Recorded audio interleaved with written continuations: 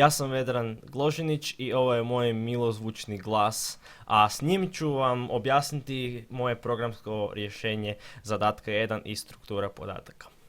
Najprije moramo uključiti biblioteke, cstring, fstream, ctime, iostream i tako dalje i uključit ćemo biblioteku header pokazivač tako da nam radi ovaj program za pokazivače, a želimo li to napraviti za polje, možemo uključiti header polje. Krenemo sa standardnim diom zadatka username std i dolazimo do polja od 36 znakova zvanog alfanum u kojem se sadrže znakovi koji će poslije poslužiti za alfanumeričku šifru, no tome poslije. Ovdje stvaramo našu glavnu bazu new data type list i stvaramo data type file koji će nam koristiti za unos datoteka iz fajla koji je spremljen na disku. I naravno pomoćno polje koje ćemo koristiti kod merge sorta, a counter je ukupni broj elemenata koji je globalan. Prva funkcija je bool input, pošto ona mora vraćati 1 ili 0. Prvo imamo data type member u koji ćemo upisivati nešto želimo li upisivati. Imamo bool equal koji će nam reći je li dobro upisano i nakon toga ide generiranje šifre. Podijelimo sa 36 i ovisno o tome koji znak dođe, tako upisujemo šifru. Nakon toga moramo provjeriti je li šifra negdje, je li šifra zapravo postoji negdje. I to radimo sa ovim diom koda gdje stavljamo ako je istinita, onda vrati nulu i izađe iz funkcije. Nakon toga standardni dio programa u kojem mi upisujemo stvari poput šifre, zapravo šifre ne, jer se šifra radi tu gore. Upisujemo žanr, naziv, podžanr i developera i PEGI sa uvjetom. Nakon toga sve stavljamo sa insert funkcijom ugrađenom u headerima u tu našu novu bazu i ukupni broj elemenata povećavamo za 1. Funkcija write normal ovdje nije nužno naznačena da se treba napraviti, no vrlo je zgodna pošto ona ispisuje nesortirane elemente i radi tako da prolazi kroz polje i sa funkcijom write ispisuje van svaki element, znači njegov naslov, žanr, podžanr, PEGI i proizvođača. Write sorted funkcija vraća nam sadržaj našeg pomoćnog polja koje koristimo kod merge sorta i ona je prilično jednostavna, ide od 0 do broja elemenata što je counter i ispisuje sve po redu što se trebalo ispisivati. Funkcija remove PEGI briše PEGI i naravno moramo reći koji PEGI želite obrisati tako da bismo znali i nakon toga idu obrisane igre. Ovisno o tome što je uključeno pokazivač ili polje, on će izvršiti jedan ili drugi dio koda, a zapravo tu ide kroz kod i ukoliko nađe element sa PEGI-em, on će ga obrisati, smanjiti broj elemenata i povećati broj izbrisanih elemenata za 1. Nakon toga se pomičemo dalje i ukoliko je broj elemenata različit od 0, što znači da smo nešto upisali, vrati 1 sa porukom koja će biti u int mainu, a ako ne, vrati 0.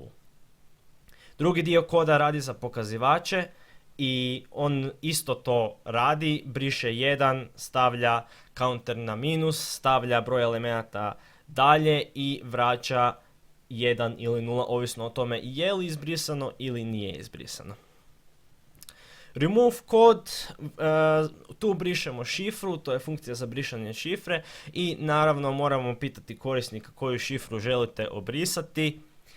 Nakon toga stavljamo da je current prvi element jer počinjemo od prvoga i idemo do zadnjega. Nakon toga ako nađe jednu od šifre izbriše i postavlja broj elemenata na ne, a ako nije onda vraća erased koji će biti false, znači nije obrisao i vraća nulu.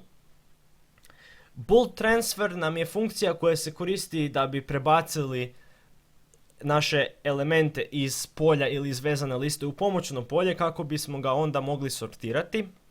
Imamo provjeru je li polje nula, jer nema smisla provjeravati polje ako nemamo ili nema smisla provjeravati ili nema smisla prebacivati polje u pomoćno ako je broj elemenata nula.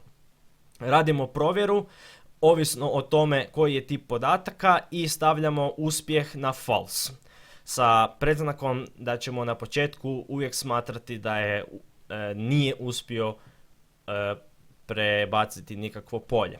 Nakon toga idemo od početnog do zadnjeg i jednostavno prebacujemo polje, prebacujemo elemente naše vezane liste ili našeg polja u naše pomoćno polje koje ćemo sortirati. Ako je uspio ili i jedan prijenos, success vraća true i izlazi iz funkcije. Merge sort. Za merge sort koristimo connect, spoji, imamo naše polje koje treba, to je pomoćno polje, imamo start, middle i end. Ovdje stavljamo, kao što algoritam za merge sort radi, stavljamo početak, sredinu i kraj i nakon toga uspoređujemo. Ako je, onda prebaci po pomoćno polje u naše originalno polje i u pomoćnom polju povećaj k i u našem originalnom povećaj i, a ako nije, onda radi zapravo obratno. I moramo spomenuti ovdje kako se ID uspoređuje, jer se može uspoređivati isto tako po PEGI-u, no to nije zahtijevano u programu, pa se to radi sa ID-om, koja je zapravo šifra od 4 alfanumerička znaka. S tim, ako se ne varam, možemo napraviti puno više od 1000 ili 100 kombinacija, tako da raspon podataka ovdje nije bitan. Dalje nastavljamo sa merge sortom. Ako je naš start veći od sredine, onda idemo dalje i tako dolazimo do fora, ista stvar, i onda dolazimo do merge-a koji zapravo spaja ona razdijeljena polja, spaja u jedno. Ovdje možemo vidjeti dva merge-a i connect. I nakon toga imamo osnovnu funkciju koju ćemo upisivati u mainu sa merge polje 0 i broj elemenata -1 kako bismo osigurali da u polju 27, na primjer, elemenata nemamo 27 indeksa nego od 0 do 26. Nakon toga dolazimo do glavnog programa int main. Ovdje stavljamo jednu fstream datoteku iz koje ćemo učitati testne podatke, sRuntime za vrijeme, bool uspjeh, inicijaliziramo polje na prazno polje i stavimo izbor. Nakon toga imamo jedan meni i taj meni radi nekoliko stvari, upisuje u igru, upisuje nove podatke, želimo li ih, sortira, ispisuje nesortirano, briše i briše sve. Nakon toga imamo choice u kojem stavimo case 0 da prepiše u datoteku ako to želimo. Case 1 nam stavlja novi zapis i ukoliko je on uspješan, javlja zapis uspješan, a ukoliko nije, javlja zapis nije dodan. Informacije o bazi radimo normalnim ispisom koji sam već objasnio prije, to je write normal. I ako prijenos nije uspio, što bi moglo značiti da je naša vezana lista ili polje prazno, onda radi transfer failed, znači prenošenje nije uspjelo. Ako je uspjelo, onda ispiši sortirane elemente, što radi write sort, ali prvo ih mora sortirati sa funkcijom merge. Case 5 brišemo određenu šifru, case 6 brišemo određeni PEGI kod, ako nema toga, onda dobivamo poruku nema te šifre ili nema tog zapisa za brisanje. Naravno moramo imati opciju da obrišemo sve kako bismo mogli opet dodavati ili kako bismo mogli bilo što ostalo raditi i to radi funkcija delete all. Naravno pitamo korisnika jeste li sigurni da želite obrisati kako ne bi prilikom slučajnog pritiska tipke 7 došlo do neželjenog brisanja svog našeg rada.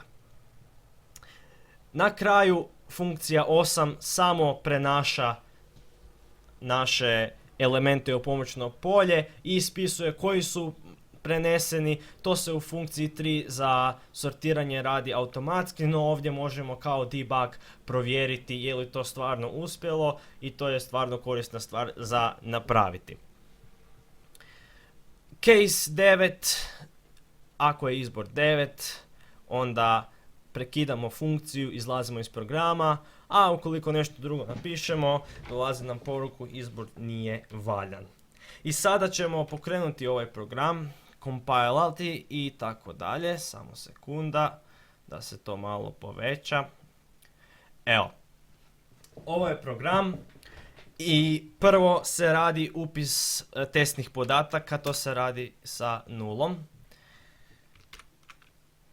Stavljamo nulu, vratit će nam da je uspješno prepisan zadatak, znači input complete, uspješno je pisano iz datoteke i sada možemo ispisati cijelu našu listu koja ima stvarno puno, 27 igara, ne sortirani po ničemu, sa svojom šifrom i sa svim ostalim. Nakon toga možemo staviti 1, generira se šifra i stavlja se naziv. Stavit ćemo recimo Silent Hunter 2, žanr je simulacija, podžanr je vozilo, developer je Ubisoft i PEGI je, ako se ne varam, 7. Zapis je uspješan i možemo to provjeriti tako da ispišemo nesortirano i stvarno je na kraju Silent Hunter 2. Nakon toga ćemo pobrisati jedan ID i to bi mogli napraviti recimo sa PlanetSide 2 B5Z2.